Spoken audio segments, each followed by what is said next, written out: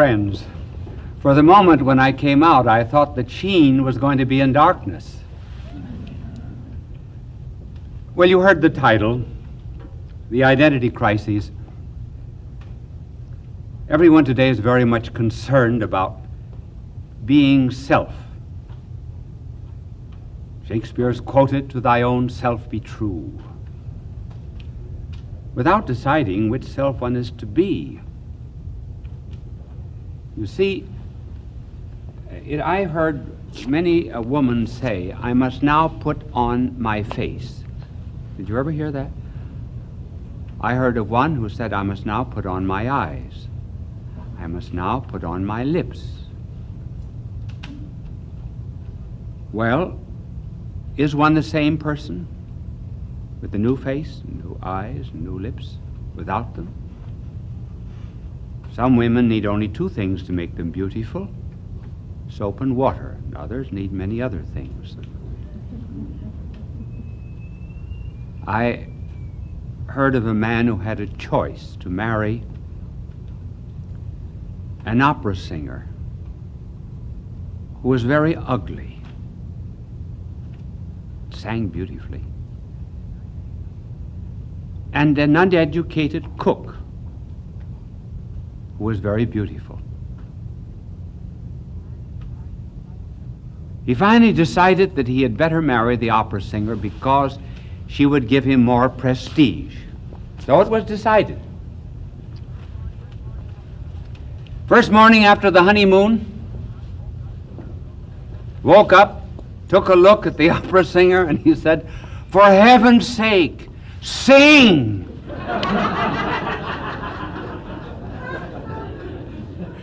See, he had a problem, too, of the identity crisis.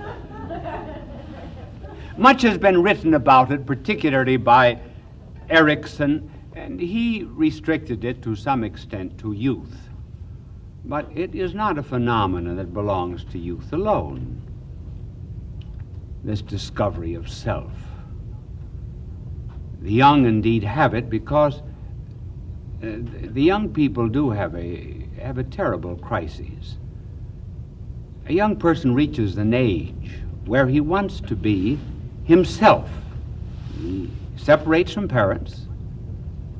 I want to be an individual, but at the same time that he wants to be an individual, he wants to conform to what everyone else is doing. Wear the same clothes, talk the same language, love the same music. But old people have the crisis, too, of discovering which is self. The difference between the young and the old in an identity crisis is that the old in the identity crisis look back to deny the past and responsibility, and the young look to the future and deny the responsibility of the future. So both of them have trouble. Now I'm going to give you three kinds of, identity crises. The point is, and this is the reason we've chosen this telecast, is one must be careful in seeking identity to discover which self one really is. And I think that today I will ask my angel to leave all the writing on the blackboard, unless I change my mind, so that you can see the three. The first kind of crisis is this, where a person wears the mask but has no face.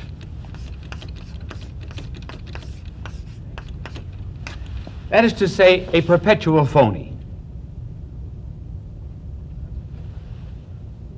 There was someone who wrote a poem some years ago, and the poem was about a woman who was always seen holding a mask before her face. She held it sprightly and gaily. And one day someone pulled away the mask, and there wasn't any face.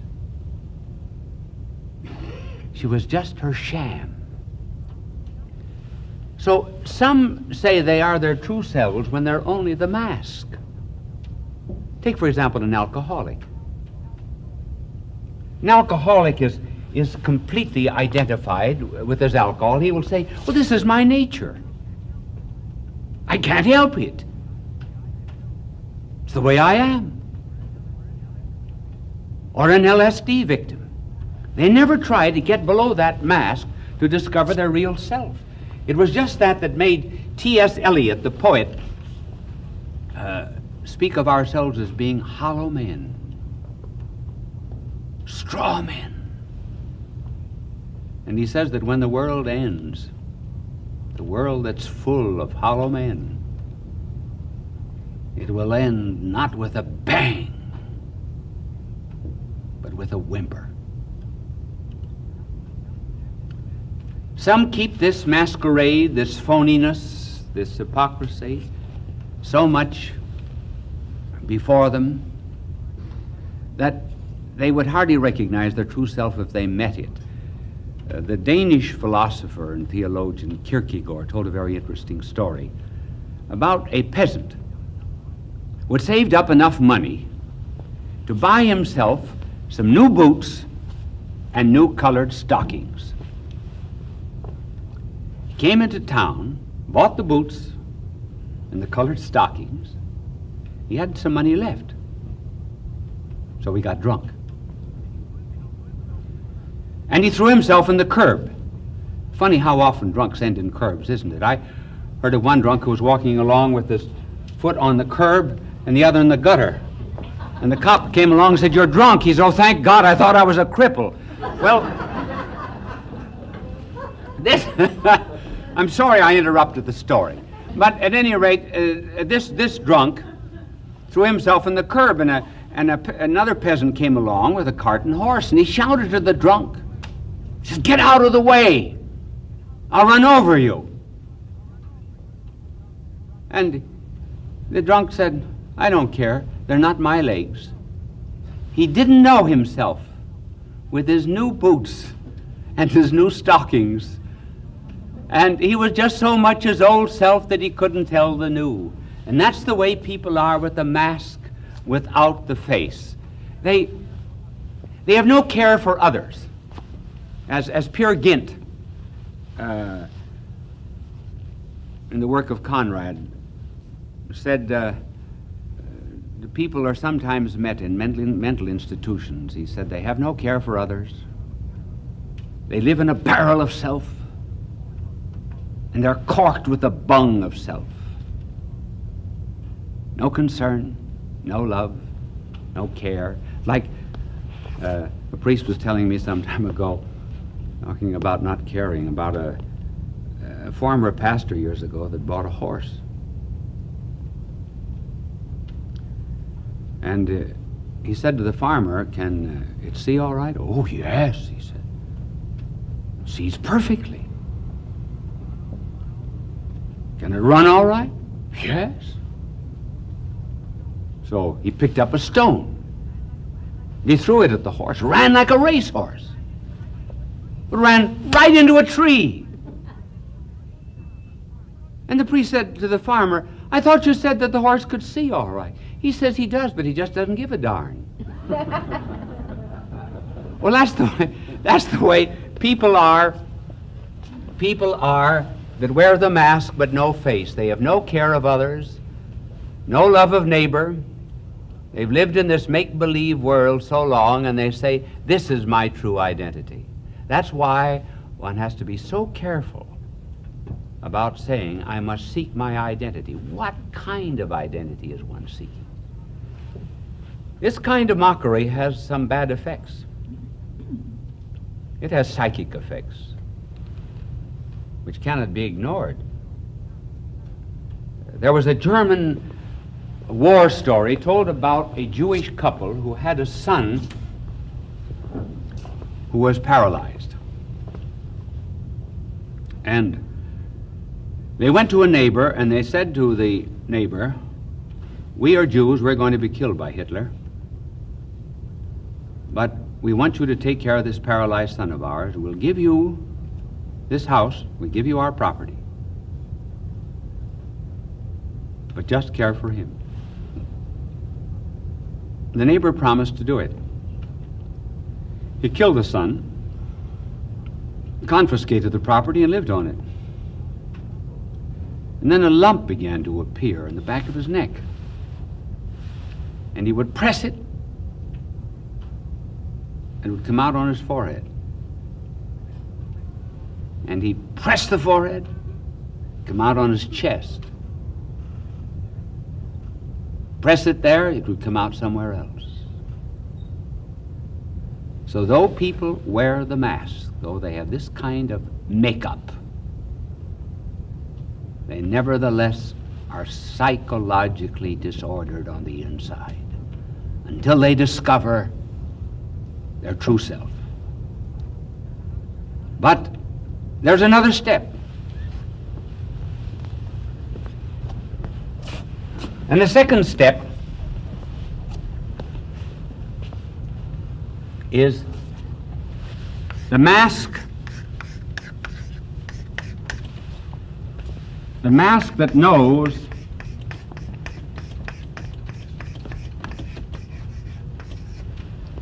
it has a face,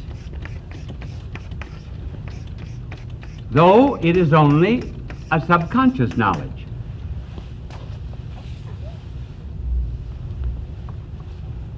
See how good my angel is? He doesn't erase today. Remember other times I could go there and write something and immediately he would clean it. Have you ever been able to figure out why he doesn't erase some days? And I'm not telling him. The angels are much wiser than men. And they're much wiser than anyone on a television show, too. Well, there's the mask that knows it has a face. I suppose a good example of this kind of identity crisis would be a woman who comes home from a ball, a dance. I didn't mean ball in the modern sense of the word. Dance, and she's been in evening clothes, has on jewels, and her hair was well adorned, and her eyes, maybe her eyelashes made long, and so on and so forth. She comes home, the dance is over, and she sits before the mirror, looks at herself. Maybe she says, I'm beautiful. This is the real me. That's the bad grammar, but that's what she might say. This is the real I. If she were a school teacher, she would say, or came from Boston. And yet she knows that in a little while she's got to take off that makeup. She knows there's a face under that. Maybe she'll put on another kind of face. I heard of a woman who put on so much cold cream and oil that she slid out of bed every night.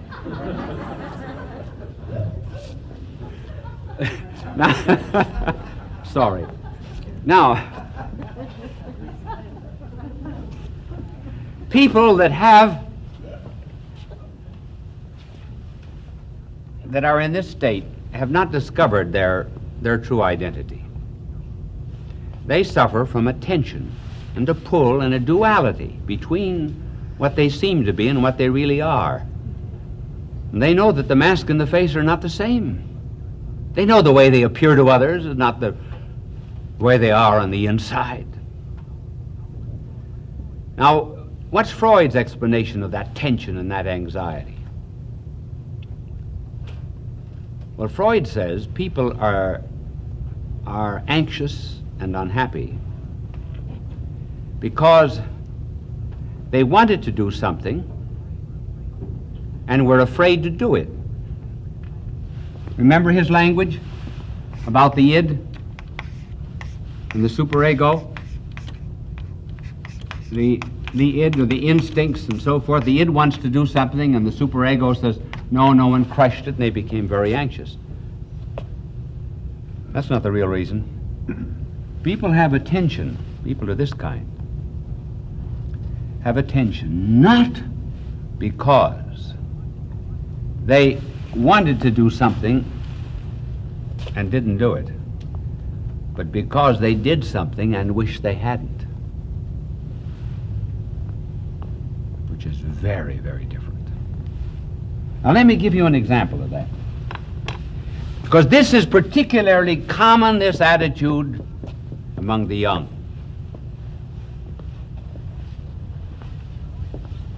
A boy and a girl in college went out auto riding.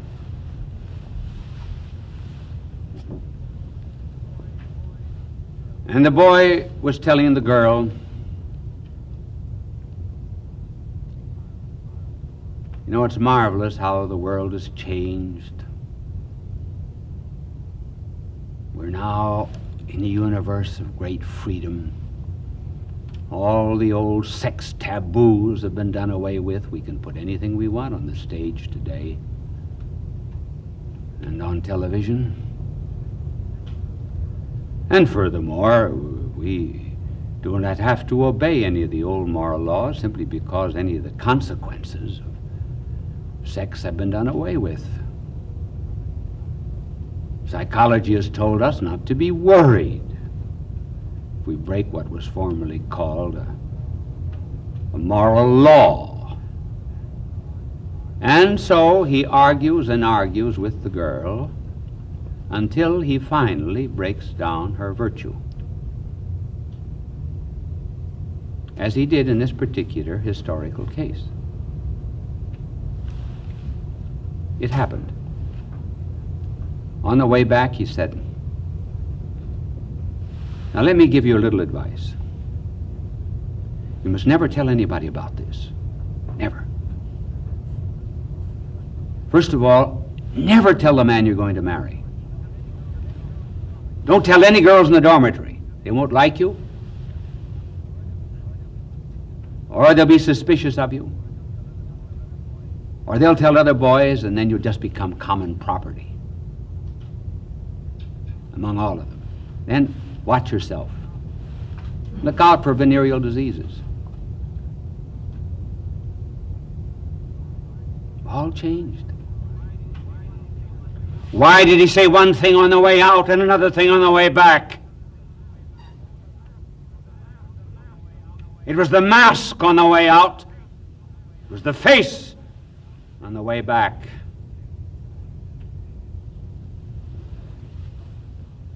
So people know they have a mask, even when they deny it. And young people, college people at this age will sometimes become very aggressive in defense of the mask. And particularly against parents, when the parents correct them. They become very angry, much more angry than they should, and the reason is they're afraid of exposure. What are the parents going to do, tear off this mask?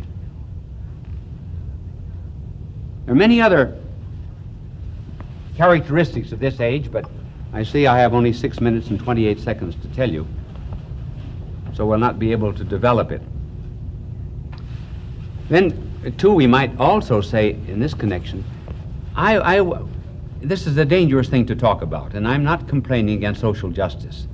May God grant us all social justice, but it can very well be that sometimes people are interested in social justice to cover up the want of individual justice.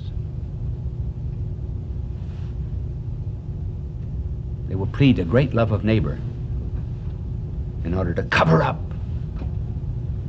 a want of true love on the inside. So these are the masks and the face. Now we come to the third and the last. Third and the last stage is where there is a mask and no face. This is identity. Now we come to the real self, but this is hard, to tear off that mask.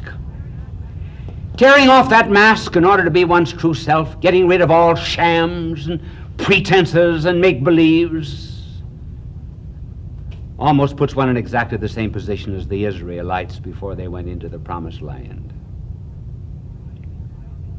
The spies they sent out came back, and they brought news of great abundance. Here were the grapes that were carried on poles by men. This is the fruit and abundance of this promised land.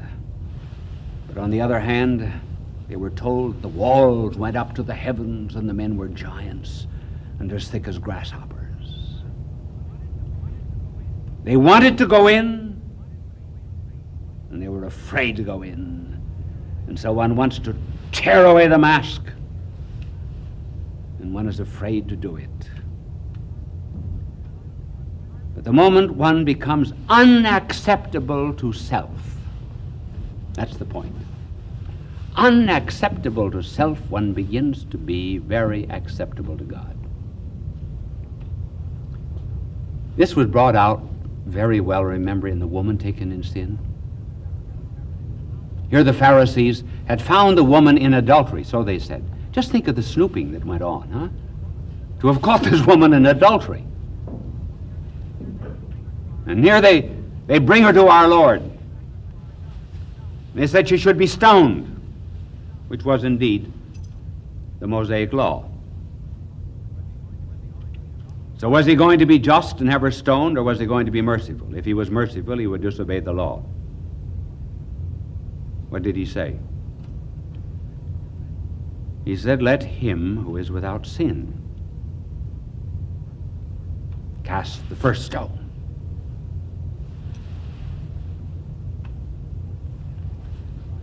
And he began to write. What we wrote, we do not know. But he looked at them. I think he looked at one of them through the mask. And he wrote the word thief. Looked at another, wrote the word murderer. Looked at another, tore off the mask, and wrote adulterer. And they left. They left one by one, beginning with the eldest. That's interesting. It was the older men who first tore off the masks, not the young. The old are more convertible, evidently.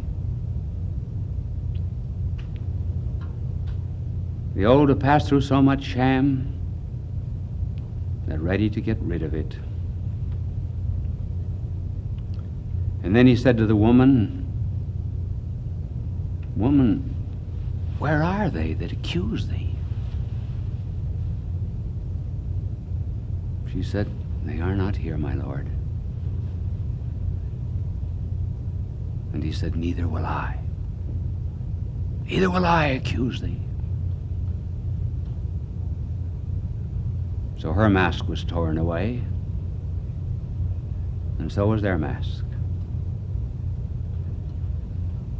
Let the young, therefore, who are seeking true identity, be sure of the identity that they seek, that it's not a mask, and they'll never discover their real self until they've gone through the troubling of the waters. It's only then that paralyzed souls are cured, like Augustine. And then it is, when the mask is off, that one can say with Augustine, our hearts are restless, and they cannot find peace until they rest in thee, O Lord.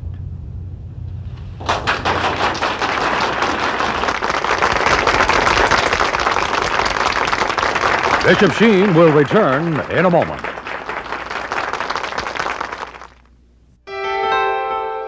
Fulton J. Sheen is indeed a man for all seasons.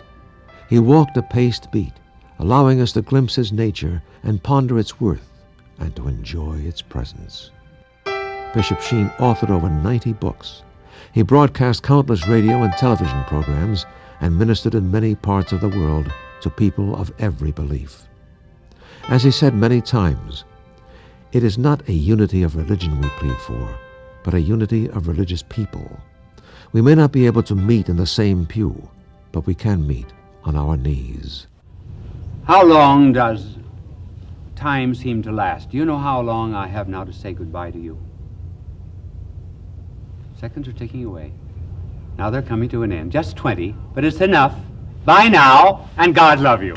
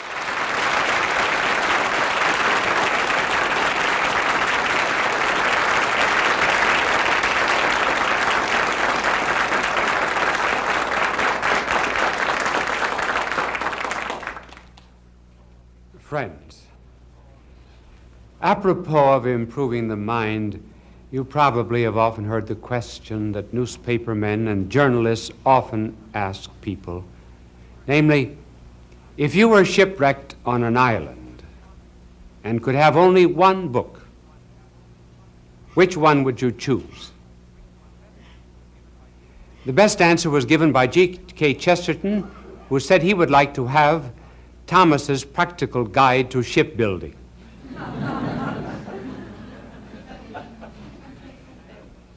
I heard of a man who had been reading so very much about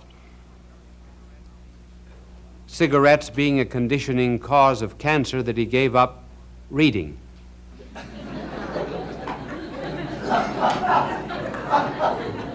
John, that was a second late.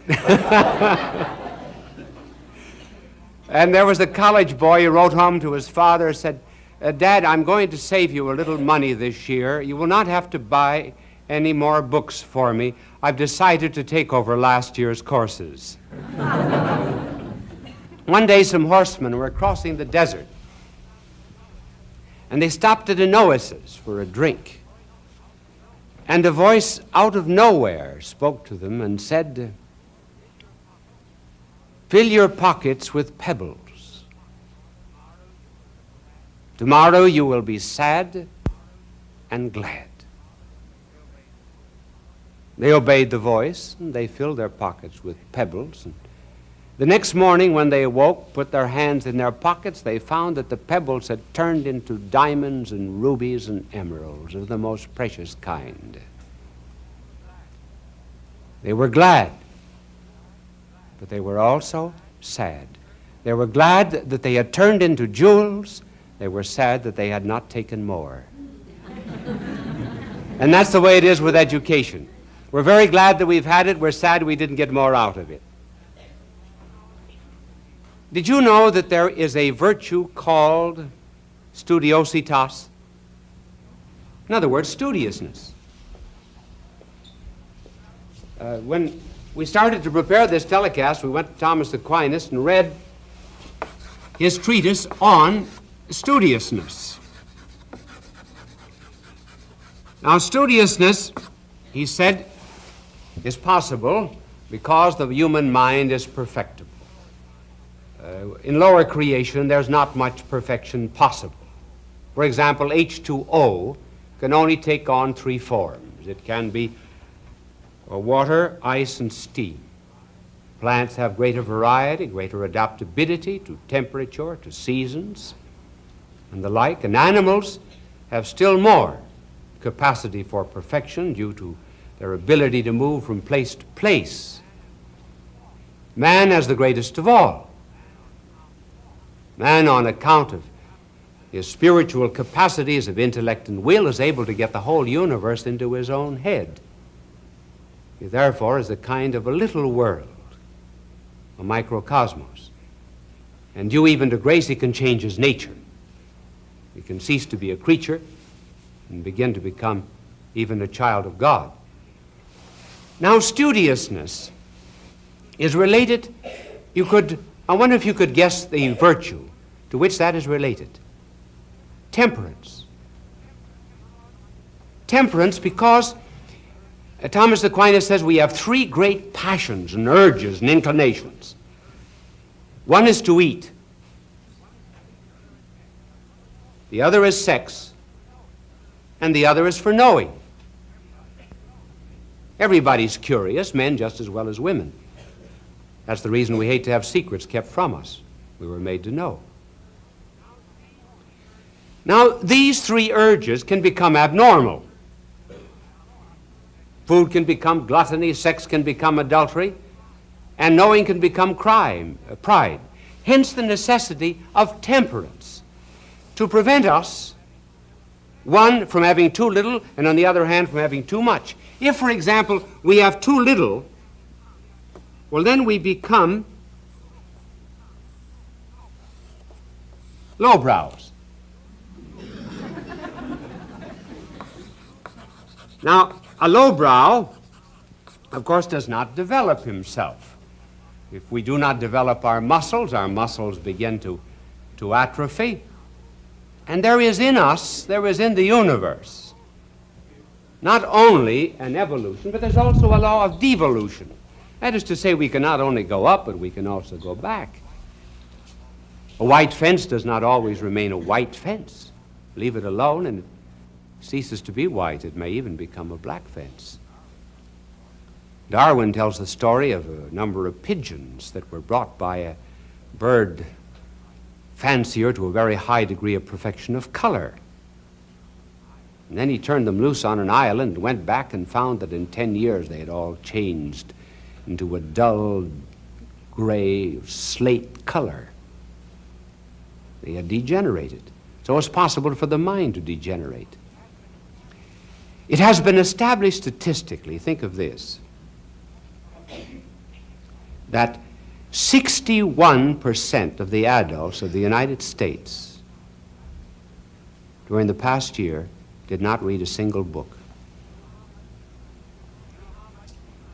Do you know how much time the average adult spends on television? He spends 3 hours and 20 minutes a week on TV. These same adults, 50% of these same adults that spend 3 hours and 20 minutes before TV, 50% of them had not read a magazine article during the year. 25% of college students had not read a book the year after graduation. Something wrong with education when it does not inculcate a desire for learning.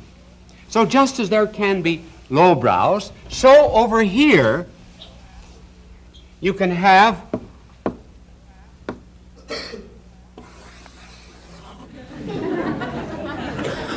eyebrows. His learning always exceeds his knowledge. Now, a highbrow's knowledge is generally due to over-specialization, or rather his knowledge tends to over-specialization.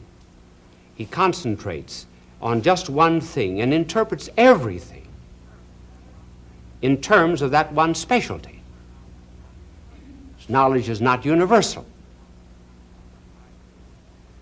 I heard of a young man who had finished medicine. He went home to his father, who was a doctor in a small town, took care of all kinds of diseases.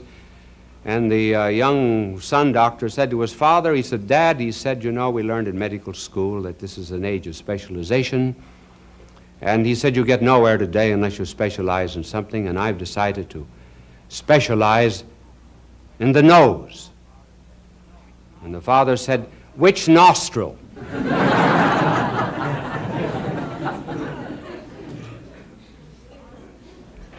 Darwin confessed to the ill effects of specialization. He said, "I've spent my life in one specialty of science," and he said, "I'm very sorry to say now that at the end of my days I've lost all appreciation for poetry and art and good literature, which I enjoyed when I was young and in the university."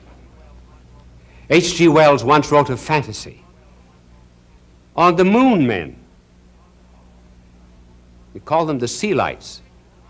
And he pictured them all as developing one organ that was in accordance with their specialty. For example, those who just studied music and refused to learn anything else besides music, they were all ears.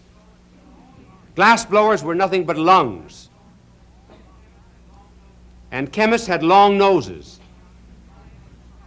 And scientists were carried around in sedan tubs. They were nothing but globs of intellectual jelly. And one of the ill effects of becoming a highbrow, and this is another mark of him, is he has no use for the common people. That's when knowledge begins to spoil you, when you've lost touch with the common man.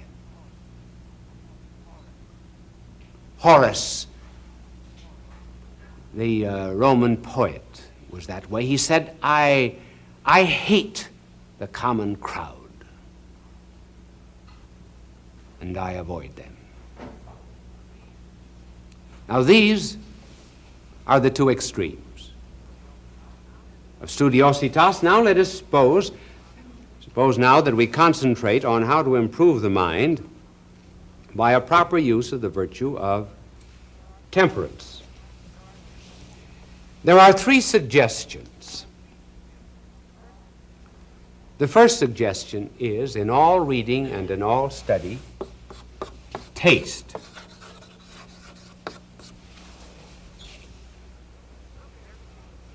Look at everything you read as you might look at a lollipop. Hold it on a stick. See what flavor it has. Maybe it's not worth reading. Just think. We are full of hygiene laws. We have individual cups for drinking and so forth. And we're protected. If anything gets on our cranberries, we'll not eat them. But garbage for the mind? Anything. We'll pour in all the filth that we please. As one publisher said when someone brought him a very good novel, he said, I know. He said, this is a marvelous novel, but this year we're looking for trash. So you taste. Now, there are some things that are, once you taste them, you see, well, they're not worth bothering with. Too much. They're all right as a taste, recreational reading. Take, for example, an exclusive diet of novels and TV. When people just sit glued to a TV drama in which emotions are provoked and evoked, the emotions of love and hate and jealousy and fear and dread and anxiety and so forth, as we turn over the pages of the novel, we become more and more stirred. And as we listen to the Westerner and we see that man with the white hat on, and there are 50,000 bullets are shot through that white hat, all the black hats, they're knocked everywhere, but that white hat never comes off his head. And you become so full of dread that maybe someday that man's going to lose his white hat. What would happen to the world? And what are all these emotions directed against? Fictitious characters. A book. Paper. Why can't you see that after a while our emotions are like the spring on a screen door? Pulled and pulled so often that after a while it loses all of its resiliency. And then later on in life, there come real objects and problems toward which the emotions of love and hate and anger and justice and so forth should be aroused. But they become so jaded, so exhausted, so emasculated by being pulled at artificially that they're no longer aroused. And that is why in the face of social injustices, dishonesties, affecting one industry after another and politics, we remain cold. Our emotional life is gone. That's one of the evil effects of too steady a diet. And students, when they go to colleges, should only taste certain courses. Go in the first day. If the professor does nothing but sit and dictate notes to you, quit the course. Then there are certain courses that are not worth following. Statistics of the year. They'll be useless next year. Some courses on sociology. You could get more out of a book in a hammock in an hour than you can out of a course of that kind in 6 months. Taste them. If you do not like them, throw them aside. Then next, chew.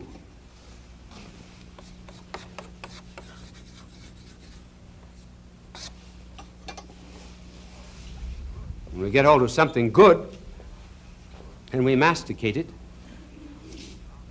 in order to take out of it all the flavor that is there. Now this chewing means that we are not always just looking at the book. We first of all have to put forth considerable effort. There is no such thing as an easy path to knowledge. Do not believe these advertisements. learn to speak French in 40 easy hours. Calculus, learned in an afternoon. Learn how to play the piano in 10 easy lessons. Buy an electric organ, sit down, play it at once. Just try it sometime. So we're looking for everything easy. We do not read books. We've got to get hold of a digest. Everything has to be broken up for us. We're not putting forth any effort. The other day when I came into the studio, I found a cover on a book. Fortunately, it was only a cover, but it very well illustrates the flight from effort today in studying. Do you know what it was called? Brain surgery self-taught.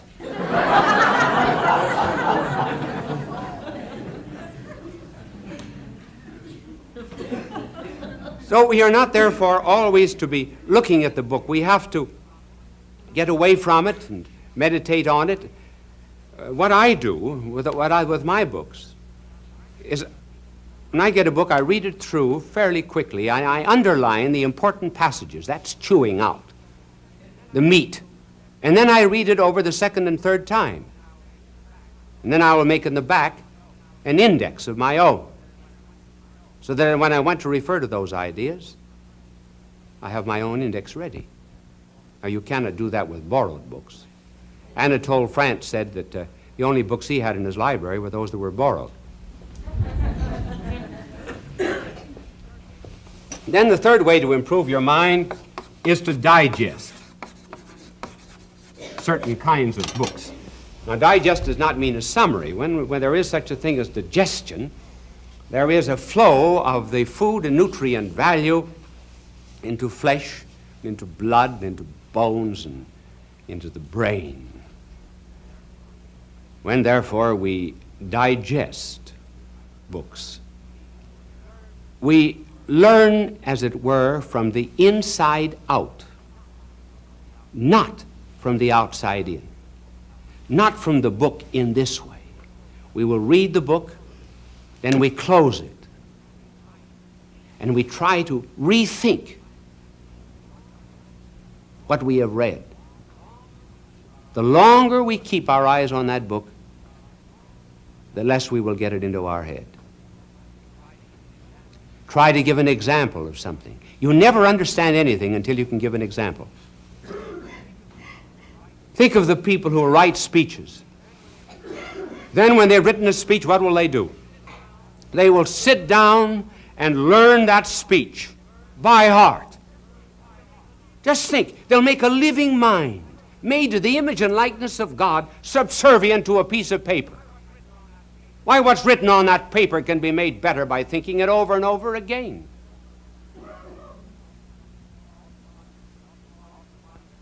It's often wondered how I can get up here and talk for a half hour and not use an idiot card or a teleprompter. It's really very simple. Just simply get ideas into your head. Now, I brought over tonight,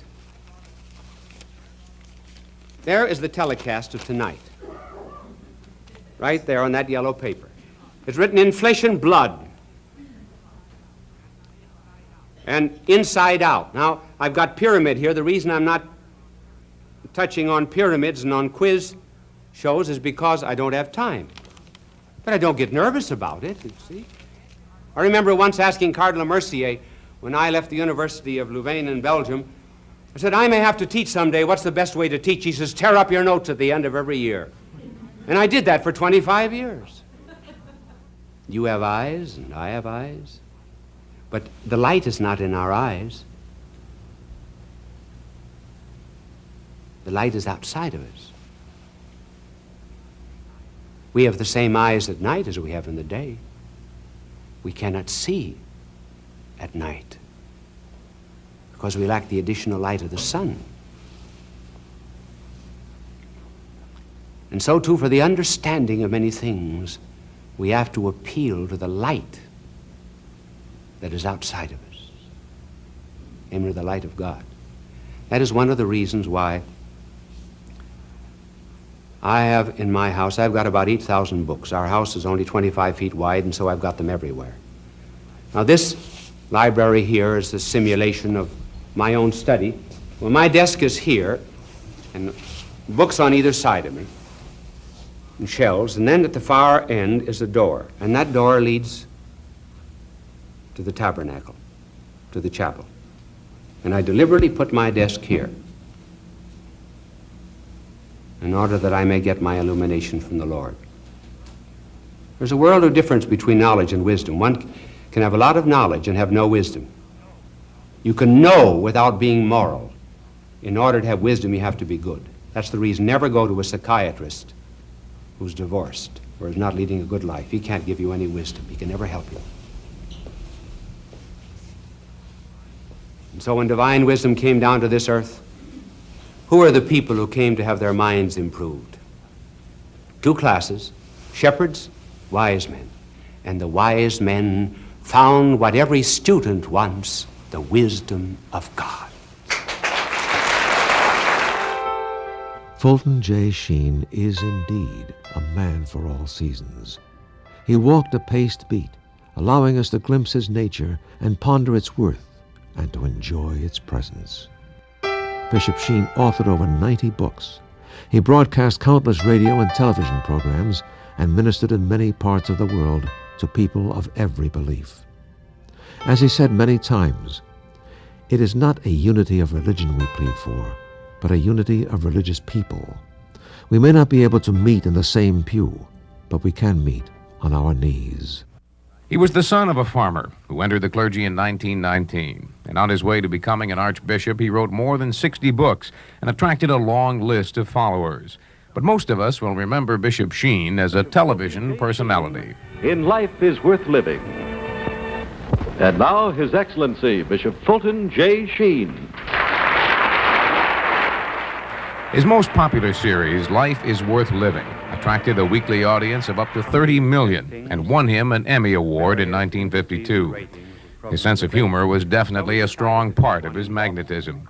Take, for example, this comment about his television ratings. And we telephoned 1,000 men. And we asked the question, what are you listening to? 994 answered, my wife.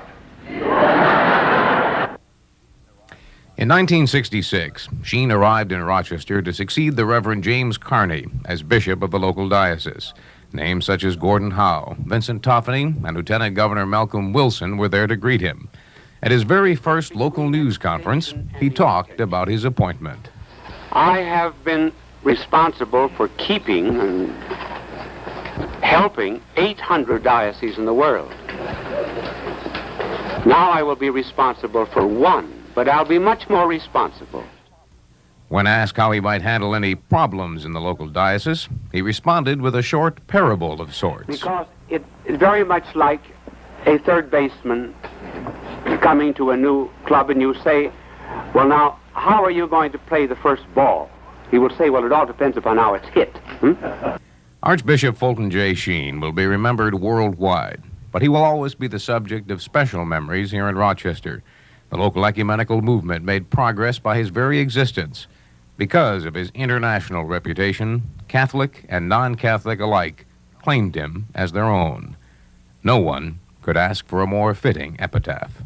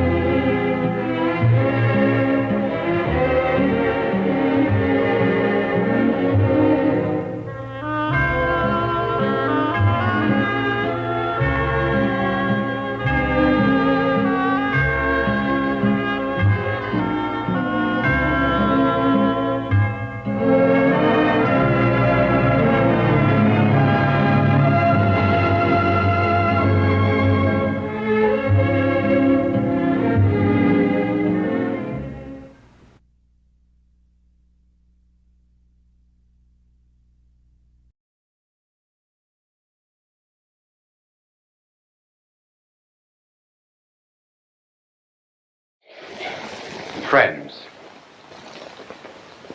since our subject this evening is women who do not fail, perhaps we are entitled to tell the oldest story in the world about women and against them.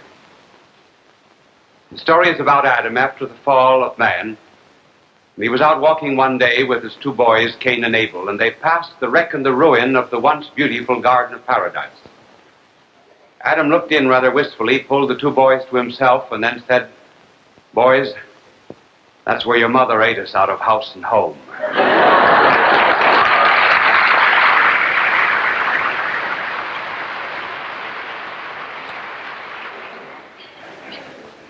Then as the centuries went on, man found it rather difficult to be without a woman. G.K. Chesterton could hardly keep an engagement without his wife. One time he sent a telegram to her that read, "I'm in Manchester, dear, where ought I be?" The level of any civilization is always the level of its womanhood. And the reason is, when we know something, we always bring it down to our own level. That is why we have to explain things to children, by bringing it down to the level of their minds. But when we love something, we always have to go out to meet it. For example, if we love music, we have to meet the demands of music. If we study a foreign language, we have to follow its laws. Even if we study ping pong, we have to meet its requirements too. Now, inasmuch as woman is loved, it follows that the nobler a woman is, the nobler man will have to be deserving of that love. That is why the level of any civilization is always the level of its womanhood. And women who do not fail can be broken down into three different categories. Those that cover, first of all, the women who do not fail in the social, political, and economic order. Secondly, women who do not fail in the home. And thirdly, women who do not fail in their preservation of spiritual values for civilization. First of all, women who do not fail in the social, political, and economic order. That immediately brings up this question. Does professional life harden a woman? It is sometimes asserted that it does. This is not true. There's nothing in professional life to harden any woman. Does it happen, however, that women in professional life sometimes do become hard? Yes, but that is due to other factors.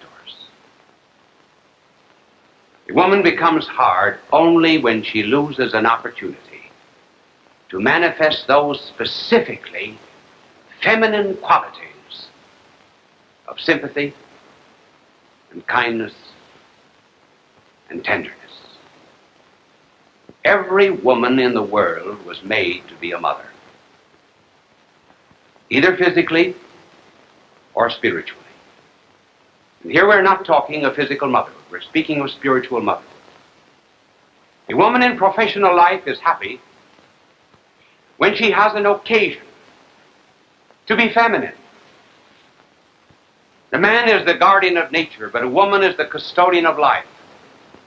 And therefore, in whatever she does, she has to have some occasion to be kind and merciful to others. She cannot look at a limping dog.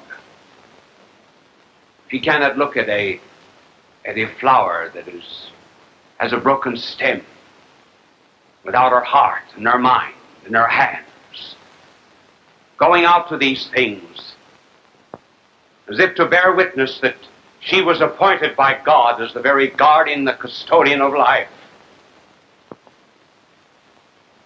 The woman who does not fail in professional life is the woman, therefore, who manifests this feminine quality of what we will call equity. There's a world of difference between law and equity. Law is concerned with rules, with exactness, with justice. Equity, there are not many more courts of equity. The world used to be full of courts of equity. Equity is concerned with the circumstances that escape law, with extenuating circumstances, excuses for action. Equity always finds some reason for not being too strict and too rigorous. And it used to be, as Henry Adams pointed out in that great work of his on Mont Saint-Michel, there used to be a reverence for all of the ladies of equity. He tells the story of the Cathedral of Chartres.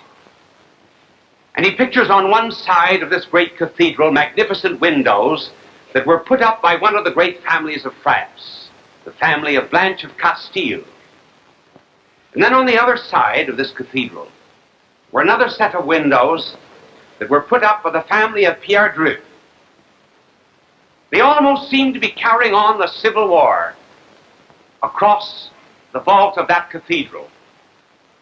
And Henry Adams said, there on the main altar, there stood the statue of Our Lady of Equity, listening, as it were, to the disputes, but with mercy and kindness and tenderness, symbolized by the holding of a babe in her arms. She was reconciling the conflicting parties. And if a woman does not have an opportunity in her working hours between 9 and 5 to manifest those feminine qualities of tenderness and meekness and gentleness, then she will have to find occasion afterwards. That is to say, from 5 o'clock on. Then she keeps normal. Then she keeps feminine. Then she keeps happy. I was thinking the other day why we have such a very happy office. I think the reason is that everybody who is there has an opportunity, though they're doing somewhat the same work that is done in every other great office in America, typing, mailing letters, receiving letters, and the like. They're happy because they know that everything they do is associated with helping, as we did last year, 63 million sick and orphans and aged and lepers throughout the world.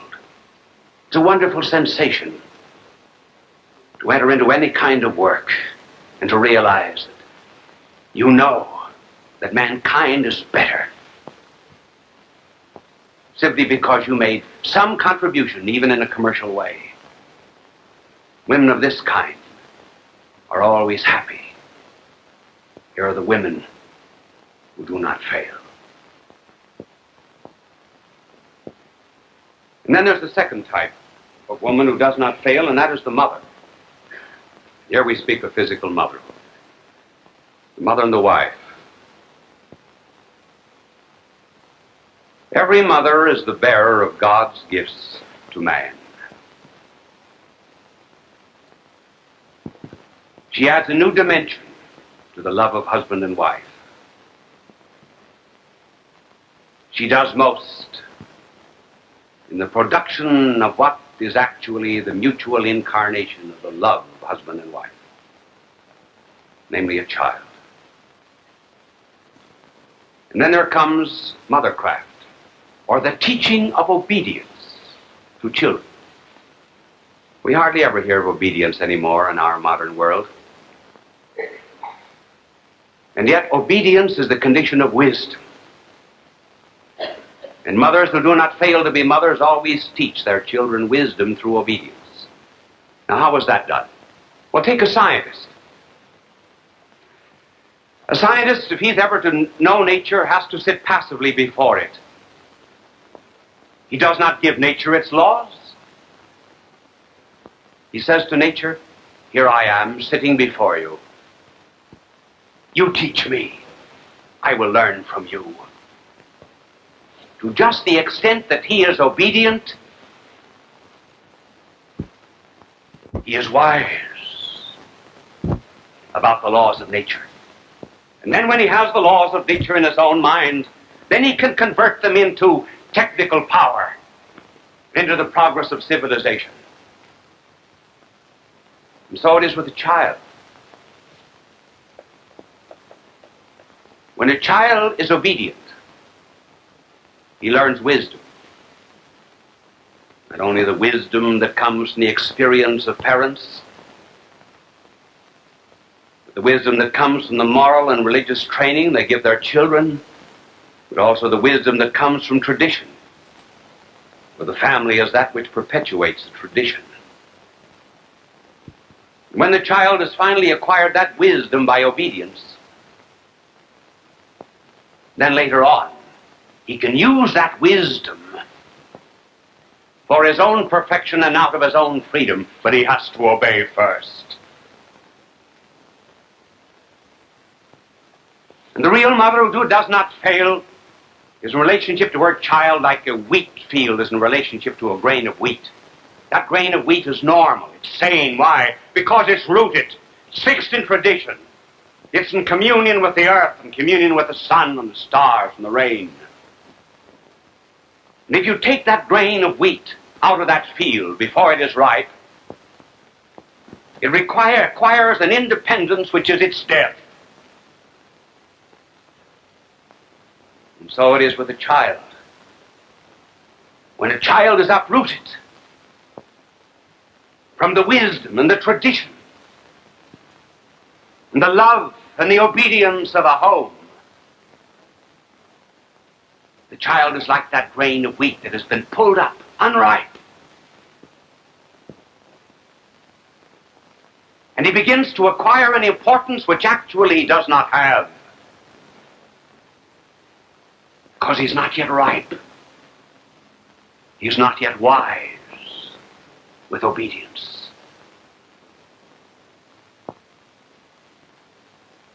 And because there are so many children in our modern world that have been uprooted without mothers of that particular kind, they insist on speaking to their elders before they have learned.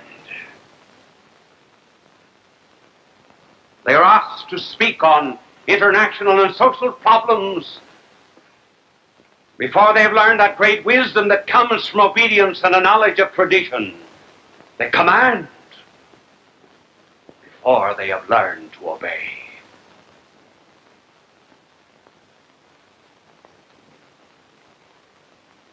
The mother who does not fail, setting certain limitations for her children, the limitations of love, finds the children happy. Just as a child is happy playing in a rock at sea when there's a wall around the sea. He has some roots. Mothers of this kind who teach the children this kind of obedience are the mothers who will raise the great citizens for a great America of tomorrow. And then there is the third.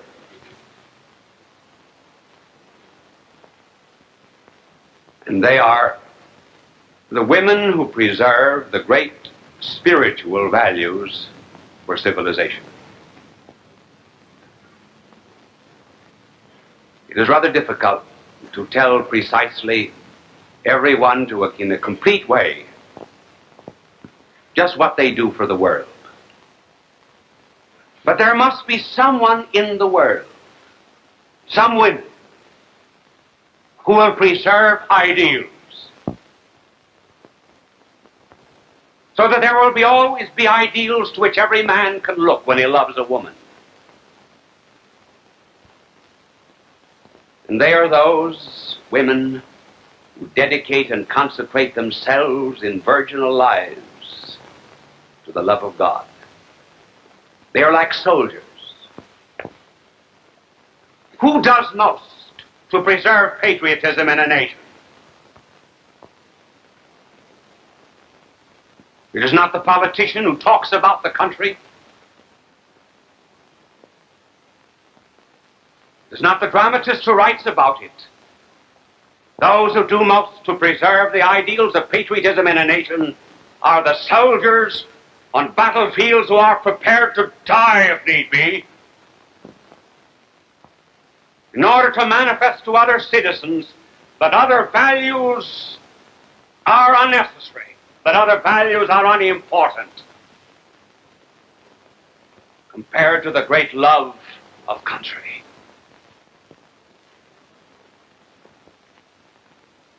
Now, should there not be women who will do for love what soldiers do for patriotism?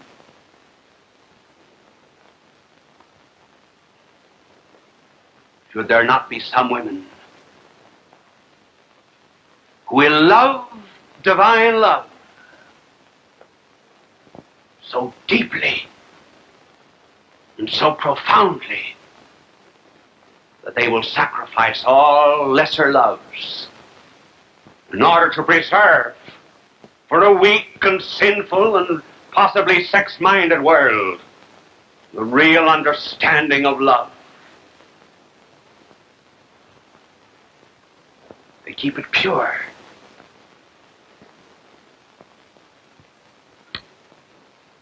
We can readily understand why any young woman, for example, should love a human heart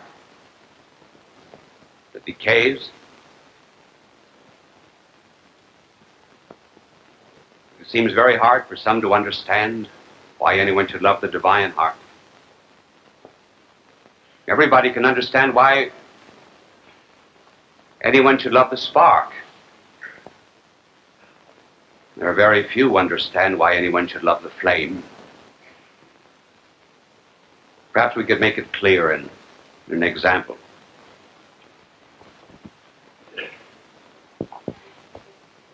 Here's a rose. This rose has its own father, its own mother, its own hopes and aspirations for the future. When there was rain, it had its own tears. When there was sunshine, it had its own smile. And out into the garden there came a hand and plucked up that rose and destroyed it as far as its rose environment was concerned. But there was no injustice done, because the hand of man is above the rose and he may use it for his own purposes. So in a human family is a human rose,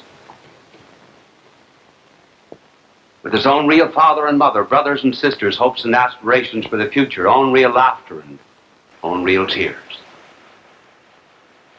And from out high heaven there comes the hand of the heavenly gardener that reaches down to that young woman and plucks her up and destroys her life as far as human environment is concerned. There's no injustice done. The hand of man is above the rose, and the hand of God is above the soul, and he may solicit a human heart to a perfect love. But you ask, well, what favor and blessing ever accrues to the rose that is plucked?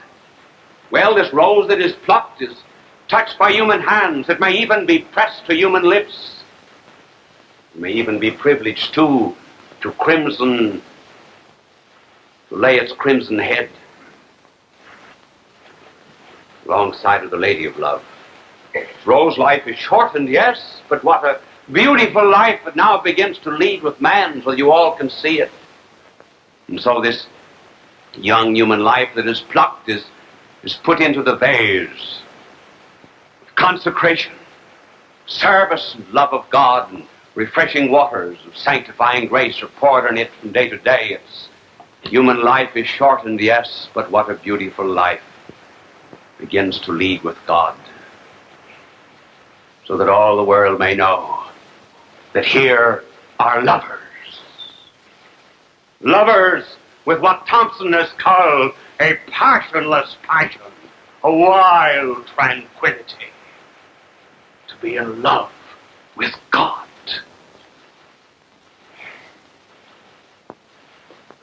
These are the women who do not fail. And it is interesting, if you ever noticed it, that in the great crises, the greatest crisis that ever faced the life of our blessed Lord, there were many instances of men failing, but there was not a single instance of a woman failing. Peter denied. Judas blistered his lips with a kiss. As regards women, some women solaced him on the way to Calvary. A woman made her way into Pilate's courtroom to plead his case. A woman wiped his face on the road to Calvary and became known as Veronicon, the true image. And then at the foot of the cross, there were three women. Their names were the same. Their names, Mary. Mary Magdalene, Mary of Cleophas, Mary of Nazareth, the mother of the Savior. They are the three women we described. They symbolize the three. Mary Magdalene. The woman symbolizes those that takes hold of the tangled skeins of a seemingly wrecked and ruined life and weaves out of it the beautiful tapestry of saintliness and holiness, and therefore the type of woman who goes into the political, economic, and social order and regenerates the downtrodden and heals the wounds of those who are sick of heart. And then there was Mary of Cleophas, the mother of James, the mother who taught obedience to a son, and obedience that was such but he became obedient even to the wisdom that was the word. And then finally there was Mary the contemplative, who left the lights and glamours of the world for the shades and shadows of the cross, where saints are made. These are the women who do not fail, and we salute them, we toast them, not as the modern woman, once our superior, now our equal, but we toast them as the great women who never fail. The women who were closest to the cross on Good Friday and first at the tomb on Easter morn.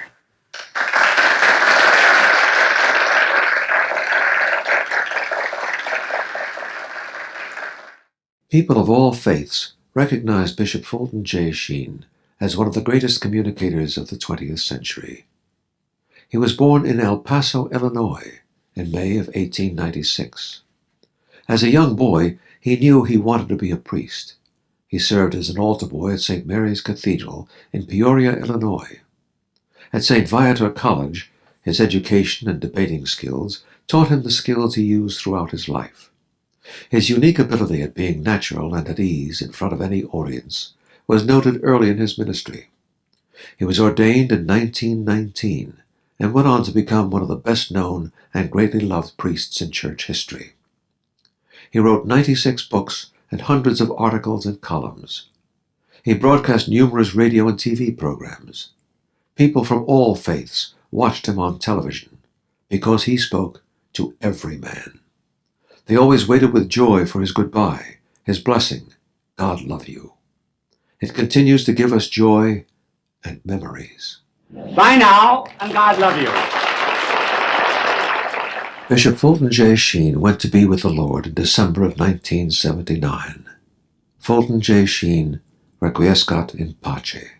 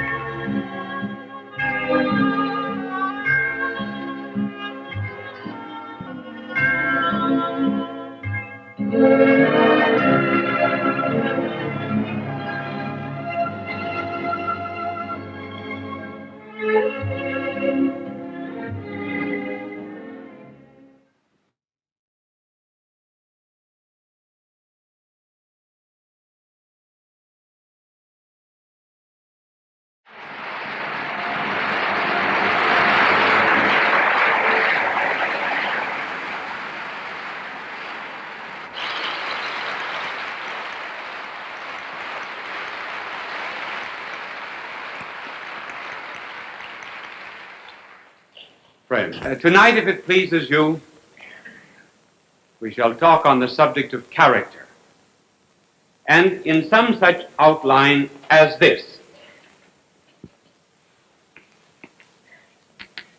First of all, we will speak of the possibility of developing and changing a character, and secondly, the rules for developing a character, either in ourselves or others. First rule is character is in the will, not in the intellect. Secondly, as regards others, look for the best. That is to say, in others. Third rule, look for the worst in ourselves. First of all, the possibility of character. I believe every single person in the world has just a certain amount of energy, and some are much more richly endowed than others with it. If we use an example from physics, we might say that certain people, for example, have what might be called 10 ergs of energy. They have just that much. And then others have 20, and others have 50 ergs of energy. The result is that they're able to go in the direction of goodness, and they're able to go in the direction of evil, too, with much greater rapidity and energy than others.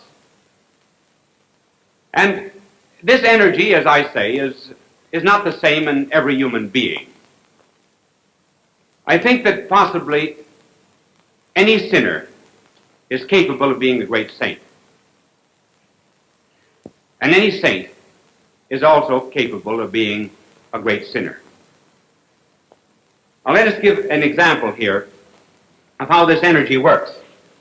We say, first of all, some have little energy, and they go in the direction, call this goodness. They have 10 units of energy here, and they only go in this much, either toward goodness or toward evil.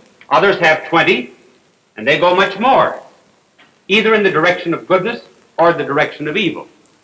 So that a person who has a great tendency toward evil can completely change and become very good, particularly with the grace of God.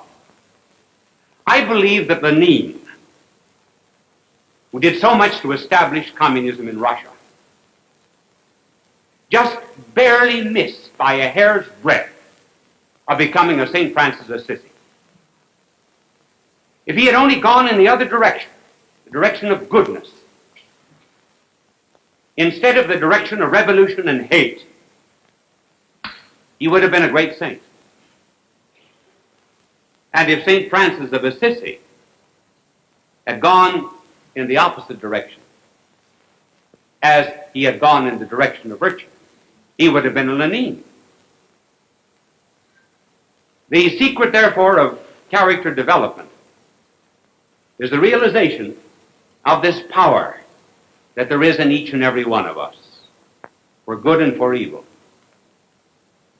The monasteries, the religious houses, the places of asceticism throughout the world have in them actual saints, but potential devils.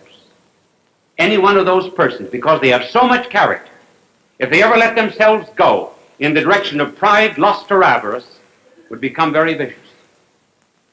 And the penitentiaries are filled with individuals who have this great energy. And if someone could only lay hold of it and make them take the high road instead of the low, they would be our saints and our heroes and our great patriots. The point that I want to make is there's nothing wrong with passion and energy and strength, so long as it is properly channeled. Notice that our divine Lord, for example, when he wished to make a great apostle, laid hold of a bigot. Paul was one of the greatest bigots that ever lived. And only he who could ever hate like a Saul could ever love like a Paul. Our blessed Lord never extinguished, for example, the passions of a Magdalene. Only someone who was as vicious and as evil as Magdalene could ever become as virtuous as Magdalene. She has been called the 13th apostle. Her life has been such an inspiration in bringing men to goodness. Now, though some of us do not have as much energy than others, let us not forget that a person with only 10 units of natural energy can surpass a person with 100 units of natural energy if he calls upon God for an added source of energy, which God will give him on certain conditions. Then we can overcome all of the defects of our nature. And that power or energy of God is given freely, gratis. That is why it is called grace. Which brings us now to the rules for character development. One of the first rules of character training is to remember that character is in the will and not in the intellect.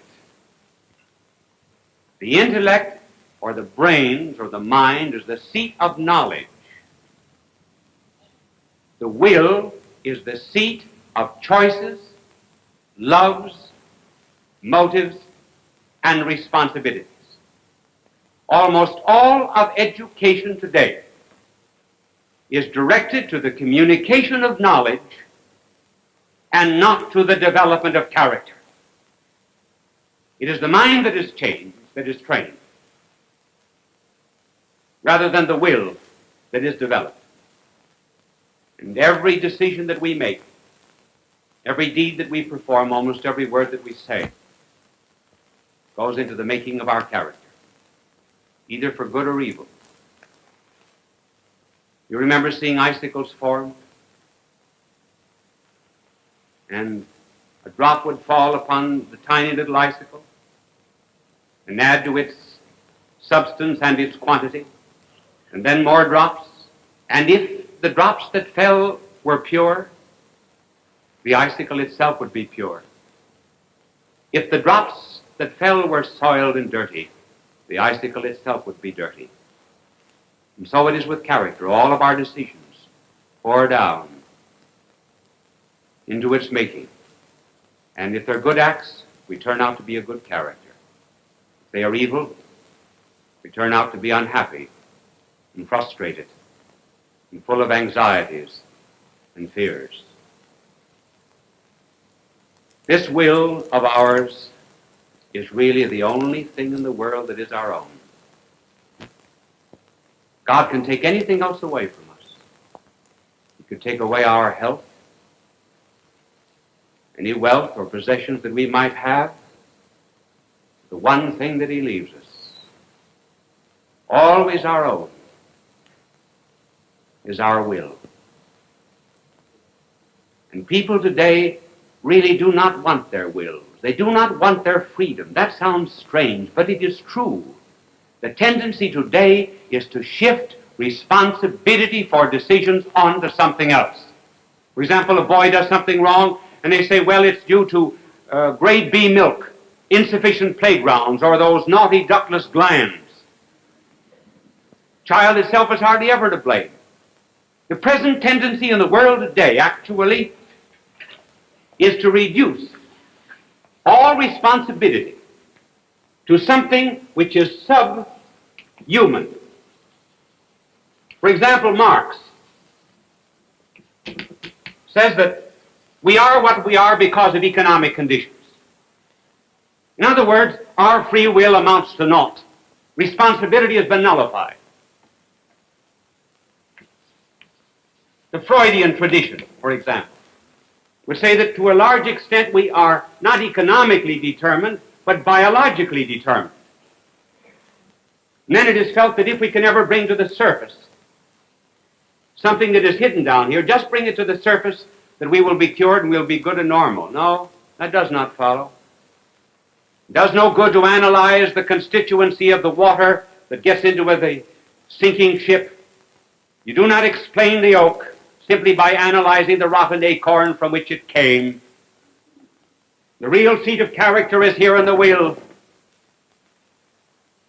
And we must not surrender that responsibility to the masses, as Marx would have it, or to any kind of biological determinism. Because if our will is determined by forces outside of ourselves, we no longer will make amendment for our misdeeds. And no character will ever grow without a constant resolution toward amendment. Character, as a matter of fact, is made by very severe discipline. You've seen a sculptor at work on marble, and the sculptor will first of all take a heavy chisel, and then will cut away great, huge chunks of marble. And then, with more delicate blows, he will begin to bring out the image until finally perhaps all that is needed to reveal it is just the brush of a hand. And in the training of character, we have certain tendencies in us that are evil, that have to be every now and then repressed. And no one single blow or act will do it. And we have to take this mallet of our will, this chisel of our determination, and we knock off huge, great chunks of selfishness. And then later on, with more refined detachment and asceticism of the spirit, we finally come to a point where our character is really revealed and we appear as we ought to be and as God intended us to be. So rule number one, then, is character is in our will. Rule number two, and this applies to character training in others, we must always look for the best that is in others. When people are down because they have sinned, because they have made a mistake, or because life is against them, or because they consider themselves failures, there is nothing that is more important than to give them the helping hand and to be, in their regard, an apostle of encouragement. There is something good in every single person of the world if we would only just lay hold of it. And notice that was what our blessed Lord did when he went to the well, tired and thirsty, one day, and a woman came out at noon to draw water. It was very unusual for a woman to come and draw water at noon. The explanation was she was an evil woman and the other women would not allow her to come with them. Now, what common denominator was there between our divine Lord, who was innocence itself, and this woman who had 5 husbands and was living with someone who was not her husband? There was only one common denominator that was left. There was only one good thing in that character that our blessed Lord could find. And down he went until finally he found it. And that common denominator was a common love of a drink of cold water. Whenever God wishes to do a favor, he very often asks for one. And he asked her for a drink. And then he led her on from the thirst for natural water to the thirst of her own soul. He looked for what was best in her. When we see others, therefore, who are defeated or cast out by others, give them the helping hand. I remember a couple of years ago I was in Boston, and I was eating in the dining room of the Hotel Statler. And at noon I looked up and I saw 2 shoeshine boys that were leaning on a great purple curtain that was at the entrance of the dining room.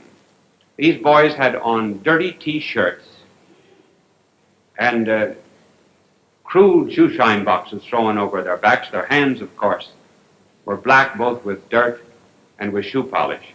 And as soon as the head waiter, the Statler, saw them, he says, "Get out of here!" So he chased the boys out. I left the dining room and went out after them. And I engaged them in conversation, and I said to one of them, we will call his name Johnny, though that is not his name. And I said, Johnny, where do you go to school? He said, I go to such and such a school. But he said, I was thrown out of this particular school. And he mentioned the name of some Catholic school he was thrown out of. And I said, why don't you go back? He said, they won't take me back. Well, I said, will you go back if I get you back? He said, you can't get me back. Nobody can get me back. Well, I said, I can get you back. He said, who are you? Well, I said, I won't tell you who I am, but you just tell me the name of the sister and I will write to her and get you back. So I wrote to the good sister and I told her something I believe I mentioned on television some weeks ago about the 3 boys that were thrown out of schools, Hitler, Mussolini, and Stalin. And I said, nobody knows who were the valedictorians of those particular classes, but who did not know Hitler, Mussolini, and Stalin. And I'm sure that the educators wish that they could take back those boys again. So why not take back Johnny and give him another chance? I see Johnny every now and then. He's a very, very fine young fellow, and, well, so very good I will not even talk about it now over the air, except to tell you that in all things we look for the best that is in other people. Remember when St. Paul went to the hill of the Areopagus in Athens? Here he was to meet the senators of Greece. And on the way up to this hill, everywhere he passed statues of pagan deities. St. Paul knew that he could never win over those senators with the higher life that he was preaching unless he found some common denominator with them, looked for something that was good in their lives. And when he addressed them, he did not give them an harangue about all of their pagan statues. Rather, he said, gentlemen, I perceive that you are religious. For I saw on the streets, your streets, a statue to the unknown God. That God whom you know not is the God whom I preach to you. It was the only thing that St. Paul could find, and yet it was all that he needed. And so, in dealing with other characters, find something that is good, like the poor street cleaner that died, and everyone abused him. He was said he was unfaithful to his wife, and he was an alcoholic, and he was dishonest, and everything else. And one man looking around for a common denominator and for the good things said, I know all of those things, but he said he did sweep clean around the corners. And there must be in every single life some good little detail like that we can begin with and use it as the stepping stone for character formation. And finally, the last rule. We always look for what is worst in ourselves. We are all failures in one department of life or the other. And how do we know what is worst in ourselves?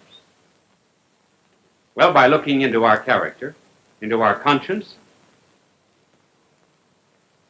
We all have one dominant fault.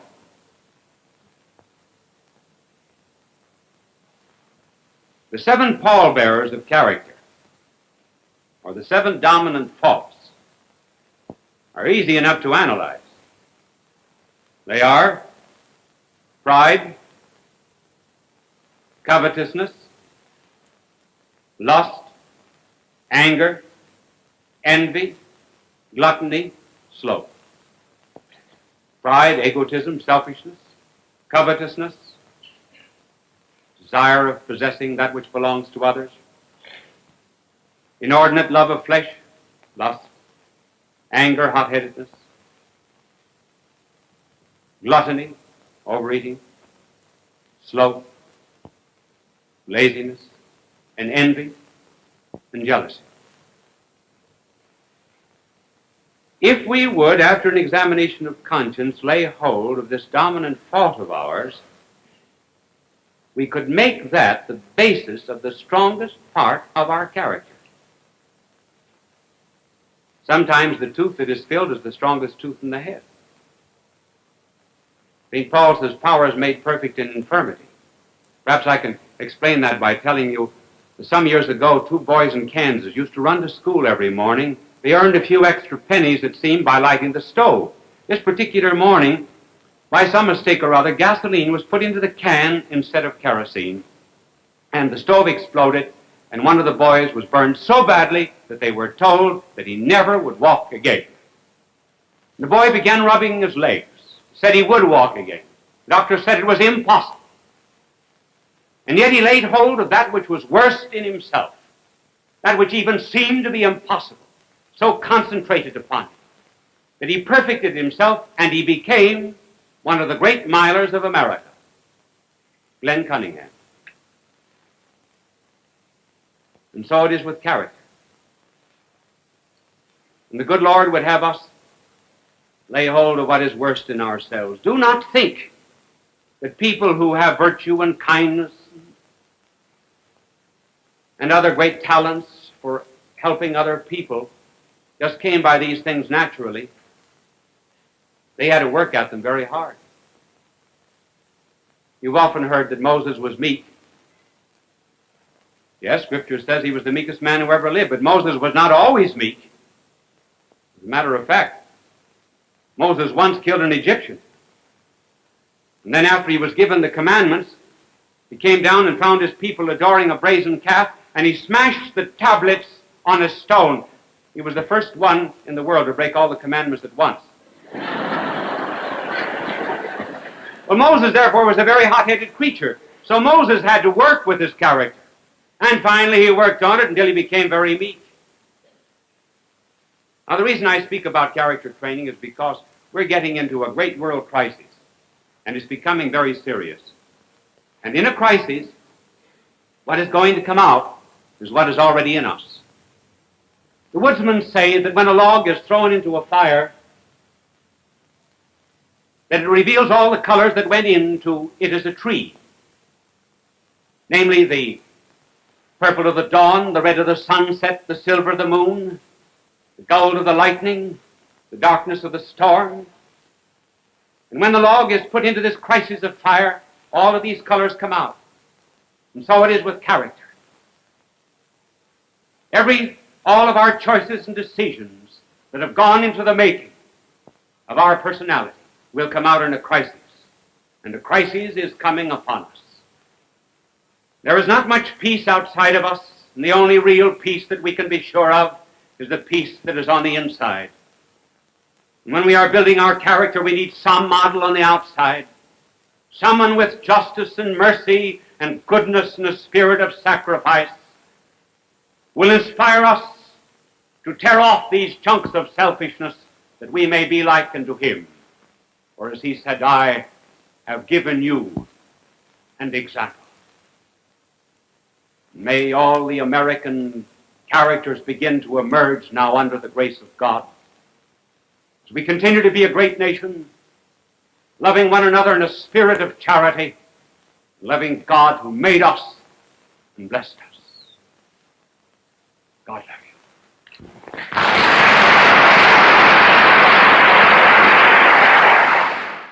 People of all faiths recognize Bishop Fulton J. Sheen as one of the greatest communicators of the 20th century.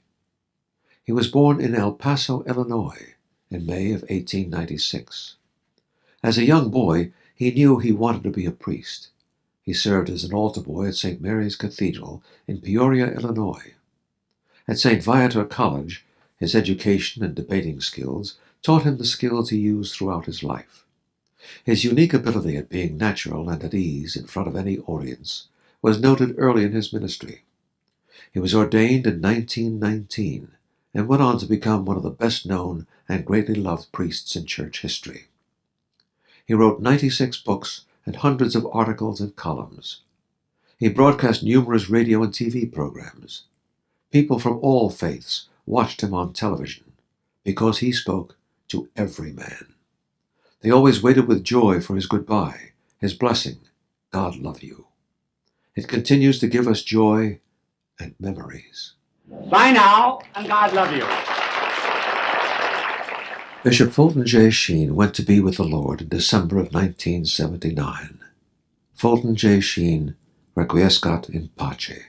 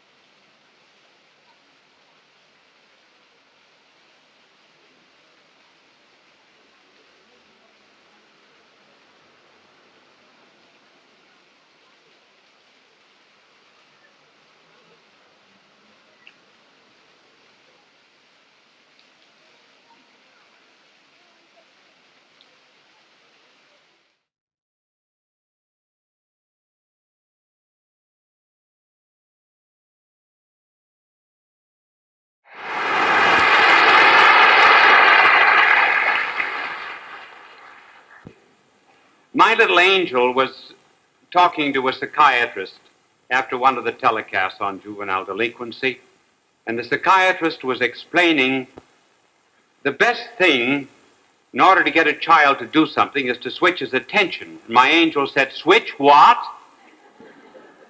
Everything in the American home, you know, is controlled by a switch except children.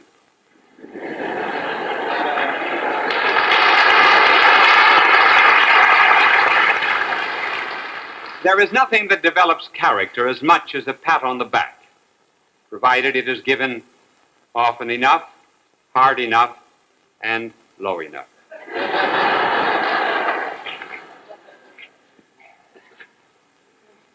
We were to say something. I was looking to see where the lights were. Do you mind turning this red light around here so I can see it? That's right. Thank you very much. I get so nervous when I can't see these lights.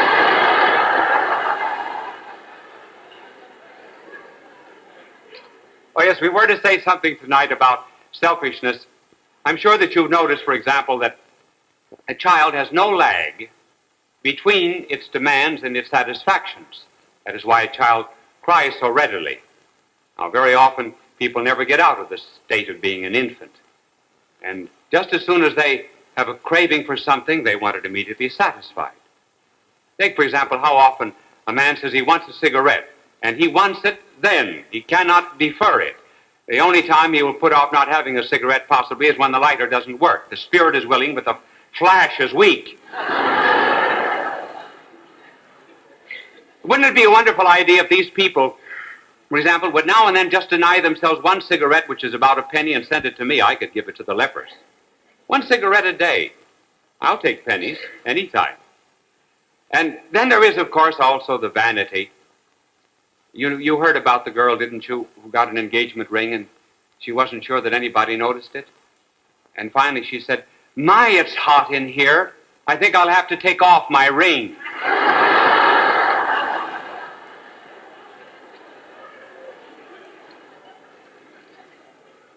Then there is the boasting. Is it true? I do not know, but it is said that people from Texas boast a great deal. Well, they have a good reason to boast, but it seems as if this particular Texan was talking to someone from Boston, and he was speaking about the siege of the Alamo, and he says, just think of it. He says, one man alone stood off invading armies. And the man from Boston said, well, have you ever heard of Paul Revere? The Texan says, isn't he the man that ran for help?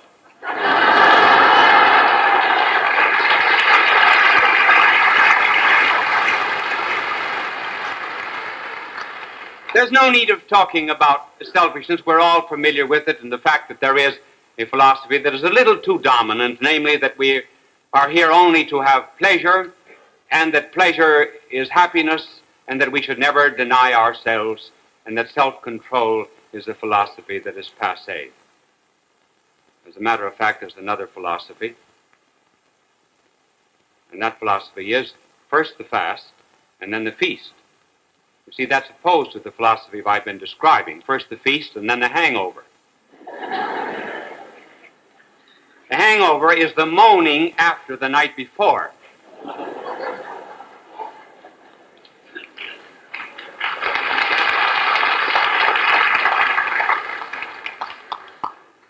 A day almost passed before you got that one.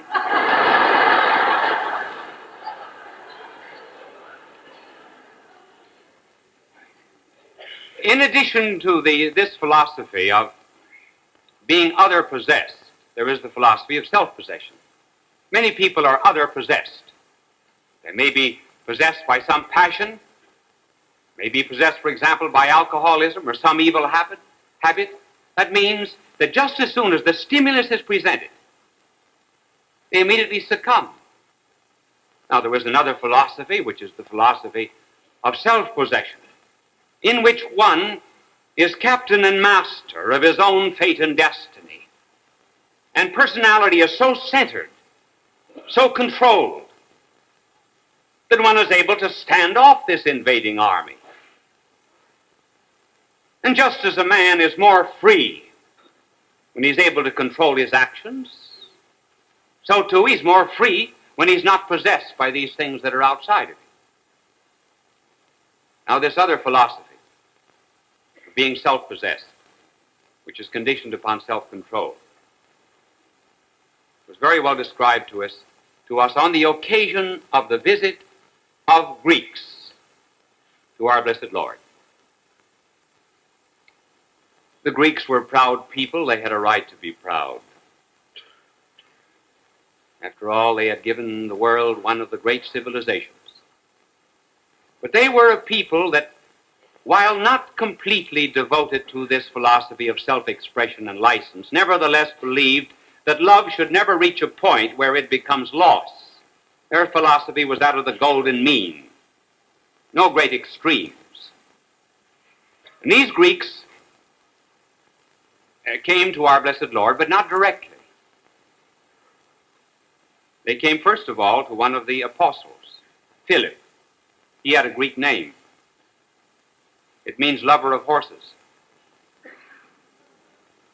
And then Philip went to Andrew, who had a Greek name that meant manly. Wasn't it interesting that the Greeks found the only two apostles that had Greek names? Well, you know, somebody was telling me before the show that she was worried to death whenever I walked backward that I might trip. See? And so they came to Philip and Andrew and asked to see our blessed Lord. Now, what did they want from our Lord? They said they wanted to see Jesus. We do not know what they wanted, but I think we can guess. And I'm just guessing. I believe the Greeks said this. We notice that enemies are multiplying. We foresee that you are going to die. It is a pity that a great teacher like you should die. Why not come with us to Athens? Athens, the city of the sages, the city of the wise men. We have killed only one of our great teachers, and we have regretted it ever since. We gave the hemlock juice to our wise Socrates, and our hearts have been ashamed of it since that day. But if you come with us, maybe you can found a state such as thrived with Solon. With this great wisdom that we have heard, possibly you can found a school of peripatetics such as Aristotle and Plato had. Maybe you can revive the Greek drama. Once more produce some of the dramatic wisdom that came from the mouth of an Aeschylus and a Sophocles. In any case, do not die. Live. Come with us and teach. That is what the Greeks might have said. Now, the reason we say they might have said that is because of the answer of our Lord. He said, unless the seed falling to the ground die, it remaineth alone. But if it dies, it bringeth forth much fruit. If anyone would save his life, he must lose it. In other words, our Lord was saying to the Greeks, you do not want me to stay here. You want me to save my life. I tell you that there are two things you can do with seed. You can consume it, or you can plant it. If you consume it, it gives you momentary pleasure. If you plant it, it suffers, it's crucified, it is buried in the earth, but it multiplies unto new life. Let me tell you that I have already called myself the seed. I have come into this world not to live. I have come in it to die. Death was a stumbling block to your Socrates. It interrupted his teaching. But death is the goal of my life. It is the gold that I am seeking. I am the only one who ever lived a life backwards. I have come to die like that seed. And just as you have admiration for a man who might willingly surrender his life in order to save a fellow man from drowning, so I have come here to die in order to save humanity. I am not just a man. I am a God as well as a man. I am not a teacher. That is why you invite me to Athens to teach. I am primarily a savior, a redeemer. You have heard possibly my Sermon on the Mount, and you boast that you would like to have wisdom like that preached again in Athens. Do you not know that there is a close and intimate relationship between the Mount of the Beatitudes and the Mount of Calvary? Do you not know that anyone who would preach in a Freudian world, blessed are the pure of heart, will see death? Do you not know that anyone in an atomic world who preaches blessed are the meek will be put to death? Do you not know that in a world of pleasure he who says blessed are those who mourn will no longer live? I have come to die, but no one takes my life away from me. I lay it down of myself, and let me tell you, Greeks, boast not that you would save my life, because within 12 months there will be inscribed over a gibbet on which I will be nailed the sentence of my death in Greek.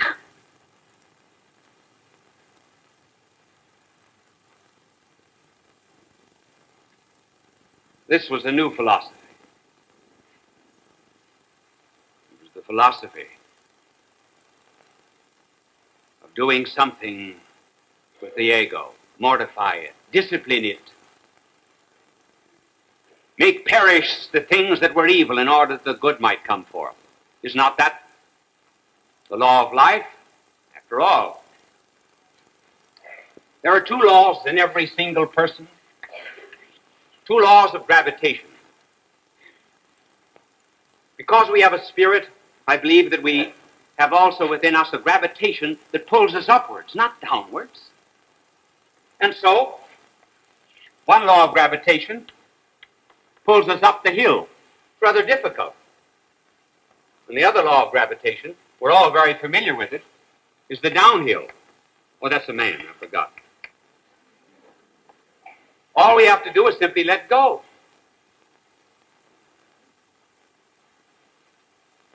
And we have therefore to discipline ourselves to die to that which is base, because not every instinct that we have is good and right. Some of our instincts go to excesses. For example, in possessing things, in carnality, and in pride, and in turning freedom into license. And because they do this, they all have to be disciplined. And that is not easy. Does not all nature suggest this? Just suppose that a violin string were made conscious, and when the violinist picked up the string, the violin, he began to tighten the strings. If that string were conscious, it would say, "Do not do this to me. This pains me. Can you not see that I am shrieking with pain?" The violinist would say, "Suffer it, just for a moment. You were created to produce a melody. And die to your relaxation for just a second, and you will produce a beautiful melody." So it is with a sculptor. If the block of marble were conscious, certainly the block of marble would protest against the hammer and the chisel. But the sculptor knows that inside, as Michelangelo said, inside of every block of marble is an image. And to bring it out requires control and discipline, mortification. And in vain would one bring out the image without the cutting. And in vain also would one produce from within oneself the image of that which is divine without some mortification and pain. Look at the earth during the autumn time. It's filled with rotted leaves and with decaying branches and roots and the excreta of animals. This is death, and yet it all goes to produce what is known as the humus, the life-giving property of the soil. And out of that death, there begins to come life. New leaves, new roots, new stems, and the nourishment of animals. This is the law of life which the world seems to have forgotten. And do you know what is happening in the world? I mentioned once in another connection, I think in speaking of love, that there was a great divorce. So too there's a divorce in our modern world. This is the Western world, and this is the communist world. The Western world today wants a Christ without a cross. Communism, a cross without Christ.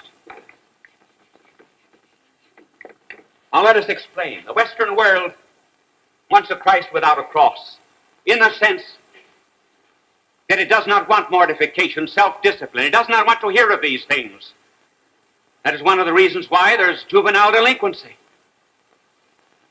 Carried self-expression to such an extreme that it means license.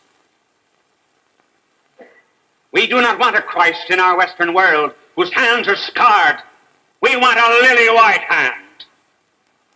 And the result is that we have a Christ who does not preach sacrifice and discipline a feminine Christ, a weak Christ, full of cheap moralizations. George Bernard Shaw once said, "The cross bars the way." Certainly it bars the way to selfishness and degradation and decay. And so the Western world has sawn away the cross because it would have him only a teacher. No wonder then, in speaking of him, it talks of him only as a teacher. No wonder they equate him then with Buddha or Confucius or anyone else, if he's just a teacher. Forgetting that he came primarily to die as a savior and to teach us how to be self-possessed, how to be men, how to resist the thing that drags us down, even to the beast. Just as soon as you try to get a Christ without a cross, to try to please everyone, then you have a sentimental, a romanticized Christ, which will no longer have the man who can do anything for you and defeat because he's risen as the Son of God. And because our Western world has done this, communism has come along because we've abandoned the cross, and communism has picked it up. And so communism is preaching throughout the world self-discipline, self-control, make all kinds of sacrifices for the cause of communism. So long as there is the cross with love, there is sacrifice. But just as you take Christ without the cross and you turn Christ into something feminine and sentimental, so once when you take the cross without Christ, you have not sacrifice, you have violence, hate, tyranny, Siberia, brainwashings, fifth columns, betrayals of nations, everything that's base and wicked in communism. They have taken this cross, and they've inspired men with it. As one captain of a communist army said to one of our missionaries in China, said, "I have not eaten yet. It's 5 o'clock in the afternoon, and I refuse to eat the people's rice until I have done the people's work." Can you imagine one of our government workers not eating until 5 o'clock in the afternoon because he had not satisfied what he believed was justice to his government? And thus what we have dropped, they have taken up. So the problem of the world is our Western world going to restore a bit of sacrifice and discipline into the home, into education, into children, into our own lives? Or are the communists going to find the Christ for their cross? We are all fearing a war at the present time, but the one way to prevent a war is to make a war. Not a war against our enemies, but a war against ourselves. To unsheath a sword, and unsheath it not against the enemy in hate, but to unsheath it against ourselves and all that is base and vile. For it is well to remember that God hates peace in those who are destined for war. And so are we all.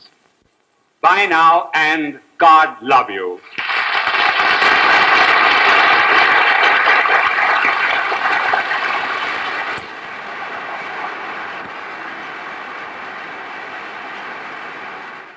People of all faiths recognize Bishop Fulton J. Sheen as one of the greatest communicators of the 20th century. He was born in El Paso, Illinois, in May of 1896. As a young boy, he knew he wanted to be a priest.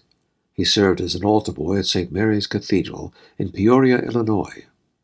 At St. Viator College, his education and debating skills taught him the skills he used throughout his life. His unique ability at being natural and at ease in front of any audience was noted early in his ministry. He was ordained in 1919 and went on to become one of the best-known and greatly loved priests in church history. He wrote 96 books and hundreds of articles and columns. He broadcast numerous radio and TV programs. People from all faiths watched him on television because he spoke to every man. They always waited with joy for his goodbye, his blessing, God love you. It continues to give us joy and memories. Bye now, and God love you. Bishop Fulton J. Sheen went to be with the Lord in December of 1979. Fulton J. Sheen, requiescat in pace.